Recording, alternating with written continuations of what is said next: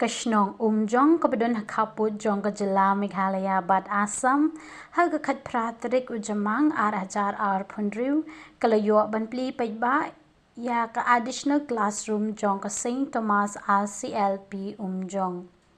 ya kani ka chimpli paiba jong ka te ka school lawan banpli paiba daw ba Mayralborn Syiem MLA ka Nongpoh Constituency kum ukong san but UDC ka Ri-Bhoi district u Abilash Bharanwal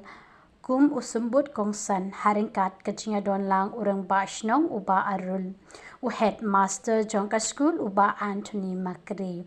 kinong hikay ki khna school bat ki paiba ka shnong umjong ya kate ka additional classroom lashna na ka scheme PMKKY haba ay jingkren hakate ka sngi UDC ka Ri-Bhoi district ula ay ka chingro ya u local MLA ka Nongpoh na mar ka chingla chungu banwandra ya ki kampanroy hapo ka constituency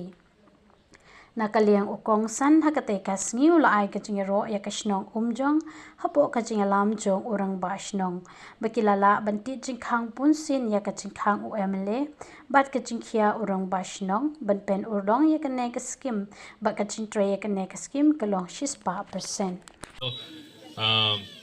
This entire school renovation has happened because of, first of all, repeated visits by the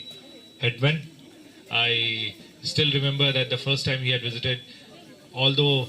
he had shown me photographs, we could not really do much about it. But then when he continuously repeated when he repeatedly visited my office, then only we understood that this is something which is very serious. But having said that, I would also like to inform everyone that even though it is our office which has sanctioned it, ultimately it is under the guidance of the local MLA.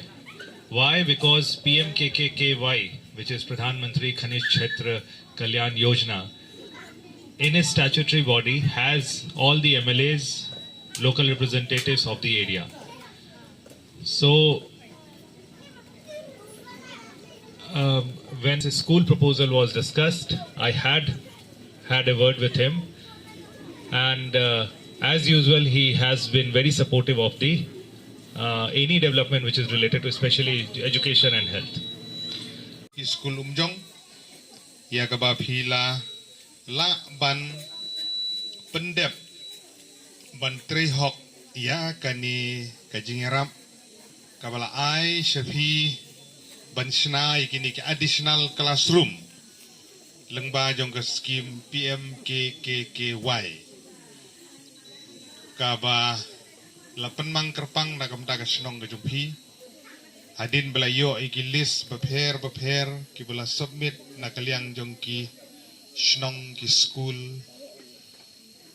na kaliang jong committee layo bne shong ban penbej DC layo thu yanga pagadon kani ke jingkwa na kaliang jong ne school ba arul lalin ulawan mi ila ong bahapalat margadi ke snong ka badan kami ke jingaram bat ilayo ban menjur